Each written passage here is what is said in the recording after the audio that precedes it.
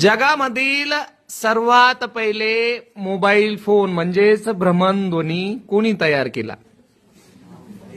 Mobile तयार करणारा जगातील पहिला व्यक्ती कोण?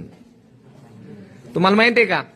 जगात जो फोन तयार झाला त्या फोनचं सुरुवातीस मोबाईलचं वजन 2 किलो होतं. डायरेक्ट 2 किलोचा फोन होता. सेल्युलर फोन म्हणतो आपण त्याला. आणि त्या फोनवरून 3 एप्रिल 1973 ला पहिला कॉल केला गेला. आणि तो जो फोन होता मोटोरोलाचा 8000X हा फोन होता. डायनामॅट नावाचा फोन होता. 8000X हा फोन वापरून 3 एप्रिल 1973 ला त्याच्यावरून पहिला कॉल केला गेला.